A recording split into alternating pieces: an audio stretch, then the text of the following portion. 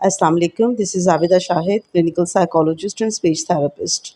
आज से जो वीडियोस मैं बनाने जा रही हूँ वो साइकोलॉजी की हैं, जो कि बीएस प्रोग्राम्स के डिफरेंट डिसिप्लिन्स में एज माइनर सब्जेक्ट पढ़ाया जा रहा है।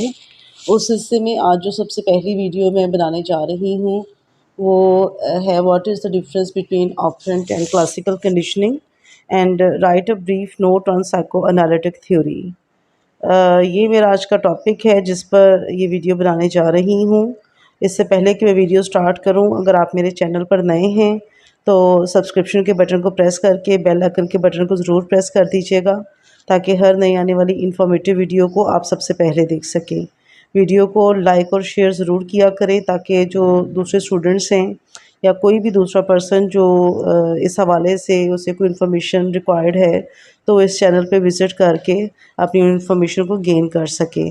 और अपने सजेशंस दिया करें ताकि आपके सजेशंस के अकॉर्डिंगली मज़ीद मैं वीडियोस बनाऊं। तो चलते हैं अपने वीडियो की तरफ। पहला जो टॉपिक हम डिस्कस कर रहे हैं वो है ऑपरेंट एंड क्लासिकल कंडीशनिंग का डिफरेंस।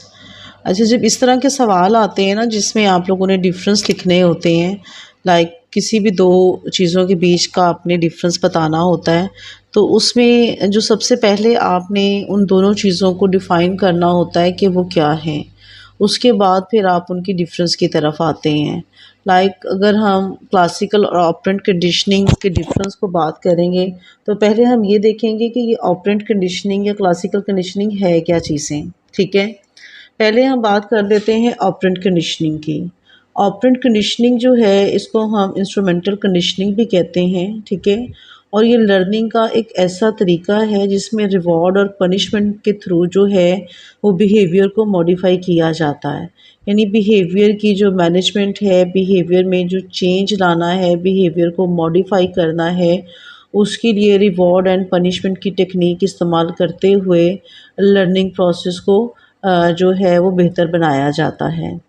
अच्छा, अब जो ऑपरेंट कंडीशनिंग है इसमें रिवॉर्ड के थ्रू जो जिन चीज़ों पर हम क्लाइंट को रिवॉर्ड देते हैं वो बिहेवियर जो है उसके दोबारा रिपीट होने के चांसेस जो है वो ज़्यादा होते हैं। जबकि इसके बरक्स जिन चीज़ों पर हम पनिश करते हैं उन बिहेवियर्स के जो है उसको एक्सटेंशन के या उसको रोकने के जो चांसेस हैं वो बढ़ जाते हैं।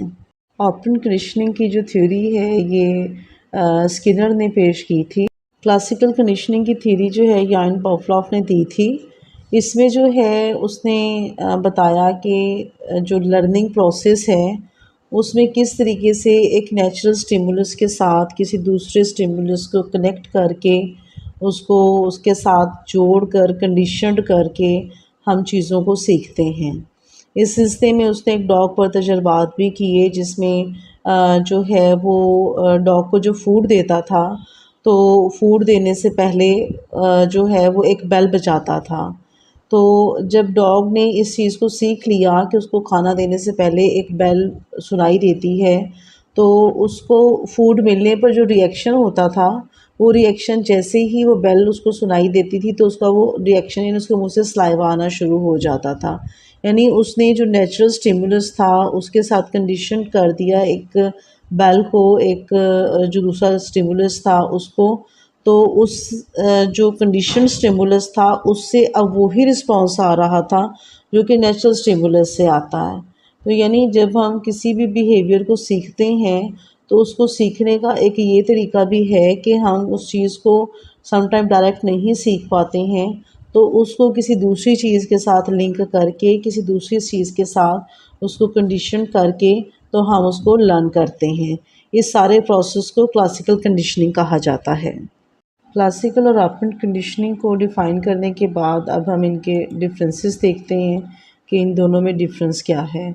और डिफरेंस का मैं हमेशा जैसे आप लोगों को एक चीज़ गाइड करती हूँ कि डिफरेंस का क्वेश्चन करने के लिए आप दोनों जो भी टॉपिक हैं उनको डिफ़ाइन करने के बाद डिफरेंस का टाइटल देंगे और दरमियान में एक लाइन स्केच करके एक साइड पर ऑपरेंट कंडीशनिंग और एक साइड पर क्लासिकल कंडीशनिंग लिखकर तो नंबरिंग के साथ या बुलेट के साथ आप उसका जो भी डिफरेंस है वो आप देंगे। अब यहाँ पर हम देखते हैं कि पहला डिफरेंस क्या है इन दोनों में। ऑपरेंट कंडीशनिंग जो है ये बीएफ स्किनर ने इसको प्रेजेंट किया था, जबकि जो क्लासिकल कंडीशनिंग है इसको आयन पफलॉफ ने प्रेजेंट किया था।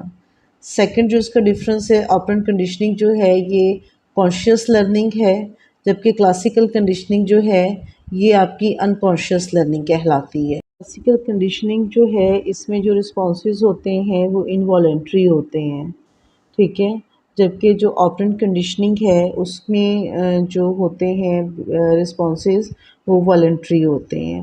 अब ये जो है इसके अलावा भी और बहुत सारे डिफरेंसेस हैं, but examination point of view से जब भी देख रहे हैं हम, तो फ़िलहाल आप इन चीज़ों को ज़हन में रखिए कि ये जो 4-5 डिफरेंसेस मैंने आपको बताए हैं इनको आप जो है वो मेंशन कर देंगे, तो उसके अकॉर्डिंगली जो है वो आपका एक अच्छा क्वेश्चन जो है वो प्रिपेयर हो जाएगा। नेक्स्ट हम बात करेंगे साइको एनालिटिक थ्योरी पे। Psychoanalytic theory is one of my favourite theory, जिसे सेगमेंट फ्राइड ने प्रेजेंट किया था।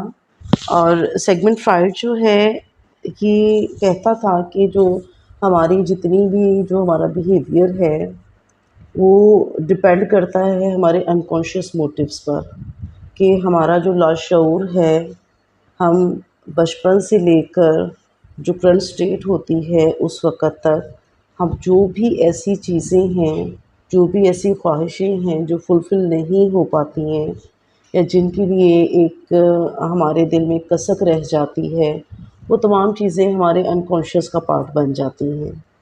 और जब जिस वक़्त उन्हें मौका मिलता है तो वो अनकॉन्शियस से कॉन्शियस स्टेट पर आकर हमारे बिहेवियर को डिस्टर्ब करती हैं, हमारे इमोशंस को, हमारे माइंड को डिस्टर्ब करती हैं। फ्रायड ने अपनी थ्योरी में इनबॉर्न टेंडेंसीज़ का ज़िक्र किया था। उसकी थ्योरी के अकॉर्डिंगली हमारी जो ज़िंदगी है इसमें 2 इंस्टिंक्ट्स हैं, जिसे हम जिबिल्लत भी बोलते हैं। कि एक तो लाइफ इंस्टिंक्ट जिसको वो एरोस का नाम देता था, और दूसरा जो था वो डेथ इंस्टिंक्ट था जिसको वो थैंटोस का नाम देता था। अब ये दोनों बेसिकली है क्या? अकॉर्डिंग टू फ्राइड कि हमारी जो पूरी लाइफ है ना वो इन दो जो है इंस्टिंक्ट्स पर ही बेस करती है, कि या तो हमें ज़िंदगी जीने की ख्वाहिश होती है, और जब हम ज़िंदगी नहीं जीना चाहते तो हमारे अंदर हर चीज़ के लिए मोटिवेशन जो है वो ख़त्म हो जाती है। अब लाइफ इंस्टिंक्ट्स बेसिकली है क्या? ये जो है एक लाइफ एनर्जी है जिसको हम लिबिडो बोलते हैं, ठीक है? और ये एनर्जी जो है हमारे अंदर मोटिवेशन पैदा करती है किसी भी काम को करने के लिए।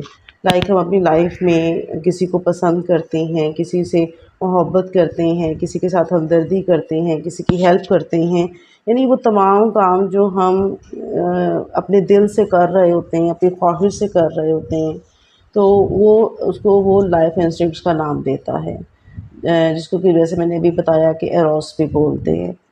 उसके बाद डेथ इंस्टिंक्ट में वो कहता है कि एक पर्सन जो है उसका चीज़ों की तरफ उसकी जो मोटिवेशन है वो ख़त्म हो जाती है, वो डिस्ट्रैक्ट हो जाती है। वो कुछ भी करने की ख्वाहिश जो है वो उसके अंदर पैदा नहीं होती, लाइक दूसरे लोगों से मिलना-जुलना, कोई भी क्रिएटिव वर्क करना, किसी भी किस्म की जो एक्टिविटीज़ हैं उसके अंदर उनकी ख्वाहिश जो है, मोटिवेशन जो है वो ख़त्म हो जाती है। और ऐसे लोग जो हैं वो उनमें सुसाइडल टेंडेंसीज़ पाई जाती हैं, एग्रेशन बहुत ज़्यादा होता है, दूसरों के साथ हर वक़्त लड़ते झगड़ते रहते हैं, और इस तरह की नेगेटिव एक्टिविटीज़ उनमें ज़्यादा पाई जाती हैं। फ्रायड ने अपनी थ्योरी में कॉन्शियस को 3 हिस्सों में तक़सीम किया, 3 उसकी टाइप्स बताई, जिसमें एक अनकॉन्शियस है, फिर सबकॉन्शियस और प्रीकॉन्शियस। अब जो अपनी थ्योरी में वो सबसे ज़्यादा जो ज़ोर देता था वो अनकॉन्शियस मोटिव्स पर देता था, कि जैसे कि पहले मैंने ज़िक्र किया कि हमारे जो अनकॉन्शियस मोटिव्स होते हैं वो ही किसी न किसी हवाले से हमारे मेल अडैप्टिव बिहेवियर की वजह होते हैं। फ्रायड के मुताबिक जो हमारे अनकॉन्शियस मोटिव हैं उनकी वजह से हमारे जितने भी साइकोलॉजिकल, बिहेवियरल या इमोशनल इश्यूज़ हैं उनके पीछे कहीं न कहीं, किसी न किसी हवाले से हमारा कोई न कोई जो अनकॉन्शियस मोटिव है वो ज़रूर होता है। फिर वो जो अनकॉन्शियस मोटिव्स हैं ये हमारे ख्वाब में आकर भी हमें डिस्टर्ब करते हैं, क्योंकि फ्रायड ने ड्रीम एनालिसिस की बात की, क्योंकि वो कहता था कि जो ख्वाब हैं वो हमारे अनकॉन्शियस की विंडोज़ हैं कि जब हम सो जाते हैं तो ये खिड़कियाँ खुलती हैं और अनकॉन्शियस में हमारे जो कुछ भी होता है वो ख्वाबों की सूरत में हम उसे देख रहे होते हैं। लाइक जो ख्वाहिशें हम अपनी कॉन्शियस स्टेट में पूरी नहीं कर पाते हैं, उन्हें अनकॉन्शियस जो है वो ख्वाबों में हमारी उन ख्वाहिशों को पूरा करवाता है। तो इस तरह से जो फ्राइड की थ्योरी थी वो बेस करती है सारी अनकॉन्शियस मोटिव के ऊपर, और इसके अकॉर्डिंगली अगर अनकॉन्शियस मोटिव्स को कॉन्शियस स्टेट में लाकर सॉर्ट आउट करने की कोशिश की जाए तो पर्सन के जो भी साइकोलॉजिकल, इमोशनल या बिहेवियरल इश्यूज़ हैं उनको हम सॉर्ट आउट कर सकते हैं। आज का हमारा टॉपिक साइको एनालिटिक थ्योरी और difference between operant and classical conditioning था। मुझे उम्मीद है कि आप बच्चों को ये दोनों पॉइंट्स अच्छे से समझ आ गए होंगे और आप इसे अच्छे से अब इंशाल्लाह इंटरप्रेट भी कर सकोगे। और इसी तरह से मैं कोशिश करूँगी कि आप लोगों के लिए इंफॉर्मेटिव वीडियोस ऐसे ही बनाती रहूँ और प्रेजेंट करती रहूँ आप लोगों के लिए। बट उसके लिए ज़रूरी है कि आप मेरे चैनल को सपोर्ट करें, क्योंकि आप लोगों का सपोर्ट ही मुझे ये हिम्मत देता है कि मैं आगे से आगे इस पर वर्क करूँ। आप सब बच्चों की और तमाम ऑडियंस जो मेरी वीडियोस को सुनते हैं उन सबका बहुत बहुत शुक्रिया मुझे सपोर्ट करने के लिए।